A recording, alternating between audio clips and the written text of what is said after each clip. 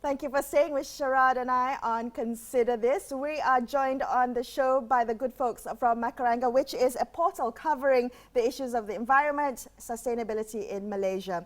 So we were talking a little bit about the positive impact that COVID has had on the environment in the past a couple of months with a slowdown in human activity.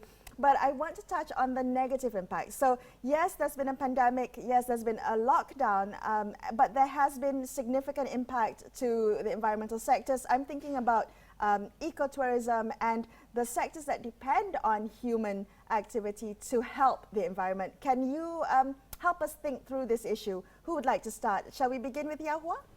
Sure. Yeah. So in Malaysia, and I believe worldwide, many of the conservation NGOs, the environmental NGOs, depend a lot on volunteers. So they don't have a large, financial muscle, and they depend a lot on volunteers, either from overseas or from locals, to do the work. And also, when the volunteering program, they pay some money, right? And that has, of course, all but evaporated, during the MCO. And I've, spoken to my friends in environmental NGOs, and most of them, not all, but most of them are really, suffering, struggling financially. Some say that they don't have money to pay their NGO staff, and so they would take, so they don't pay themselves and divert some money to pay their own staff. So financially, they are suffering. And also, many of if they're dependent on overseas donors, that has all but dried up. Overseas is just as bad as we are here, and so I think maybe they give less, priority to overseas ones. So yeah, that has been a hard hit on them financially. How important is this kind of work that's being done that's now being put on hold, Siew? It's actually imperative, because you know that biodiversity loss is a huge issue in Malaysia as it is globally. And we're not talking about poaching, which is a huge problem.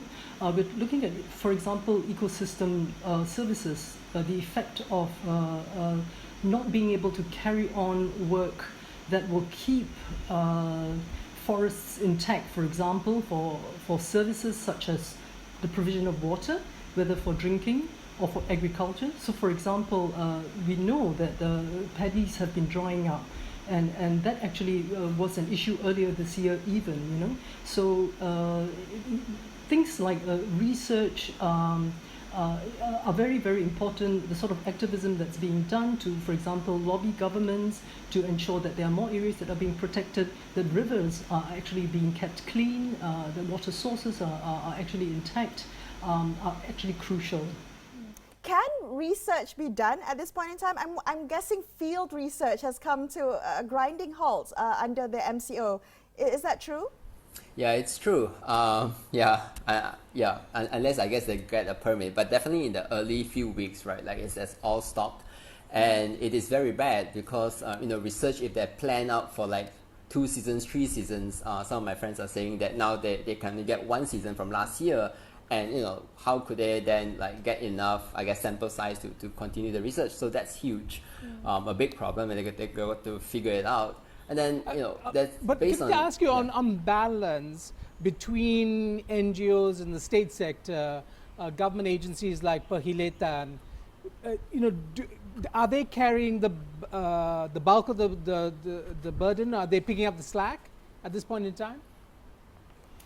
I think government agencies have been working very well. Agencies like Perkhidmatan and the Forestry Department in Semenanjung, as well as the forestry, the agencies in Sabah and Sarawak as well, right? It's very much a multi-sectoral thing. It always has been. So carrying on the slack is maybe a bit of a misnomer, because it's such a huge task. For example, for poaching, we have in place now a tiger anti-poaching program that has been going really well. And for that to succeed, they have actually brought in armed people with arms, which is the police, the special forces. But you need Orang Asli communities also to work. You need researchers as well and NGOs to go in and work together with local communities, for example, which a single agency cannot do. And you've got to be patrolling and as well as working together with other agencies, for example, immigration.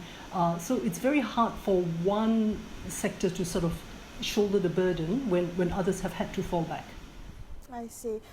Can I touch very quickly on the issue of tourism? We know tourism has been very hit hard by this pandemic, and I'm just wondering about tourism that has animals part of it, environment, ecotourism.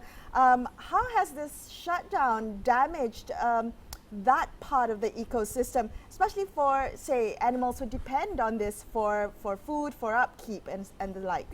Sure, yeah. I think for animal rehabilitation centers, which I think is what you're referring to, for example, yes. in Sabah, we have the Sun Bear facility, and they have been extremely dependent on visitors coming in, spending money, not just in donations, but entrance fees as well as food and food and drinks and all the rest of it. So they have been extremely badly impacted. And this raises the issue really of sustainability, like how sustainable has your funding been, sort of thing. It is really basically halted to a stop as soon as the MCO kicked in.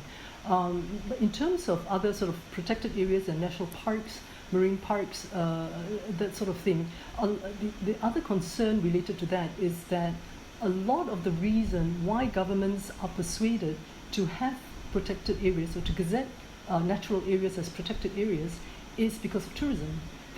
State governments must have a reason to not log, right? And the reason has to be, where else do we get the income from? So if the incomes drop suddenly and the states no longer have incomes, then it becomes a bit of an issue, a question mark there with regards to then how safe are these protected areas, and will governments continue to commit to that? Very quick question about zoos. I think they've emerged in the news as well. I don't know if you're big fans of zoos, but the idea that they might run out of money and they might have to feed some animals to other animals seem, I think, quite shocking. Why aren't our zoos supported by the state? Well, I'm not sure if zoos are totally not supported by government, but definitely Zoo Negara has come out and been asking for like donations and the public to help, right? So that does showcase like I guess in a sense how not resilient or how vulnerable or how much dependent they are on ticket sales, right? And I think I don't have a clear answer to your question, but it definitely does trigger us all to think about zoos definitely have a role to play. I'm of the position that zoos have a role to play in conservation and education and research, but if all they can depend on is like ticket sales and also volunteers to do a lot of the work, then they are not resilient, and it poses a danger not just to the conservation but also to the animals, as you just said. And even if they are financially sound, perhaps it begs the question of how much more money did they have before MCO to invest into improving capital expenditures, improving research, improving conservation. I think that's my question. Sulin? Yeah, if I may add, Zoo Negara is a private zoo, by the way, even though it's Zoo Negara. But anyway, it also begs the question of, so you're saying, why isn't government supporting zoos? And it begs the question, what role do zoos play in the whole conservation policy and the whole conservation approach of Malaysia? Do they not consider them important enough as within the policy? And again, this is where government needs to come in, and it is an opportunity for us to look and to examine at government direction. All right, and we're going to talk about that, precisely about that, in just a couple of minutes. Stay tuned to Consider This.